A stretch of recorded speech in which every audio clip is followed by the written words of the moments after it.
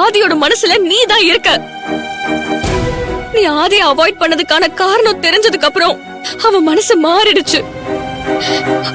ஆனா ஆதி அத சொல்றதுக்கு தயங்குறான்.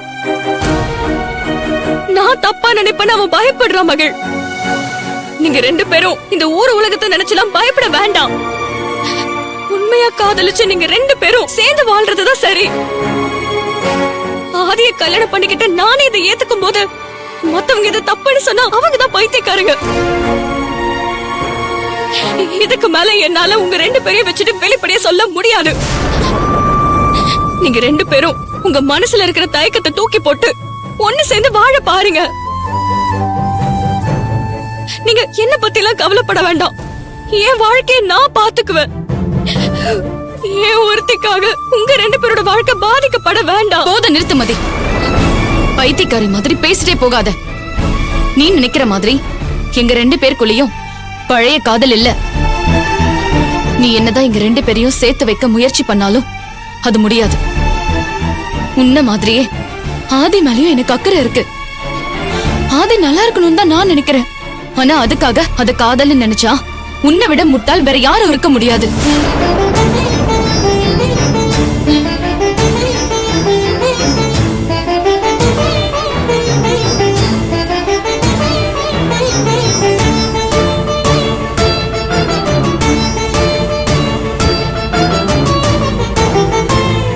இது மதிக்கு மட்டும் சொன்ன பதிலா தெரியல.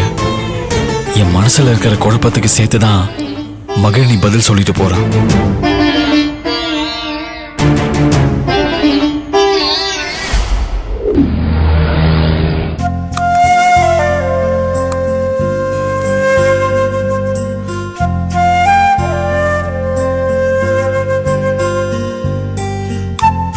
சீதா, அத்தை எல்லாம் ரெடியா இருக்கா?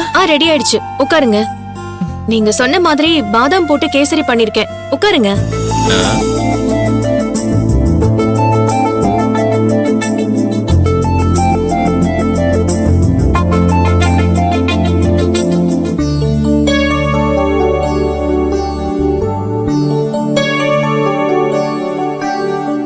உட்காரு மதி.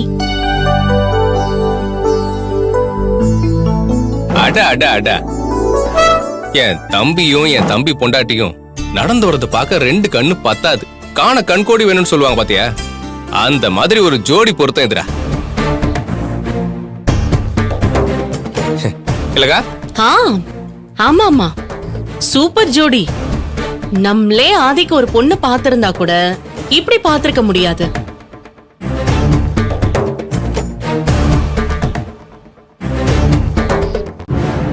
என்ன வெறுப்பேத்தணுங்கிறதுக்காகவே பேசிட்டு இருக்காங்க.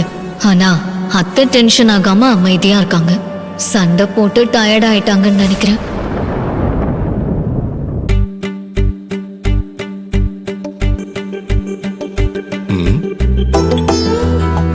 இங்க போடுறா பாதாம் கேசரி. அண்ணி, என்ன அண்ணி ஸ்பெஷலா ஸ்வீட் எல்லாம் ரெடி பண்ணிருக்கீங்க? இன்னைக்கு அப்படி என்ன விசேஷம்? அத்தை தான் பண்ண சொன்னாங்க. உனக்கு தான் பாதாம் கேசரினா ரொம்ப பிடிக்குமே. என்னமோ அம்மா எனக்குன்னு பண்ண சொன்ன மாதிரி சொல்றீங்க. ஏண்டி, உனக்குன்னு நான் இது வரைக்கும் எதுவும் பண்ணதே இல்லையா? அதெல்லாம் ஒரு காலத்துல பண்ணீங்க. இப்பெல்லாம் எங்க என்ன கண்டுக்கிறதே இல்லையே. அப்படியெல்லாம் சொல்லாத. நீ தானே என்னோட கடைக்குட்டி. சரி, இனிமே உனக்கு என்ன வேணுமோ கேளு, நான் பண்ணி தரேன். சீதா, வெளியே ஏதோ மழை பெய்யற மாதிரி சத்தம் கேக்குது. உனக்கு கேக்குதா? இல்லையேங்க. எனக்கு கேக்குதுடா, எனக்கு கேக்குது, நல்லா கேக்குது. ஆனா வழக்கமா வர இடி மின்னல் எதுவுமே இல்லாம அமைதியா நிசப்தமா பெய்யுதே, அது எப்படிக்கா? அதென்ன? போதும் போதும், பேசாம சாப்பிடு.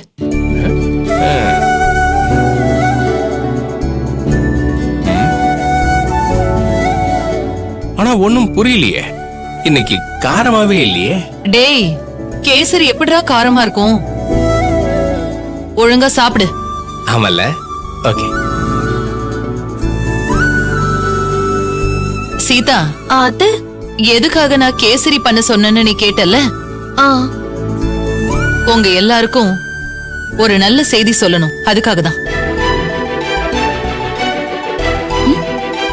என்ன நல்ல செய்தி அத்தை? இந்த வீட்டுக்கு சீக்கிரமே ஒரு வாரிசு வரப்போகுது. அதுக்கான நேரம் வந்துருச்சு.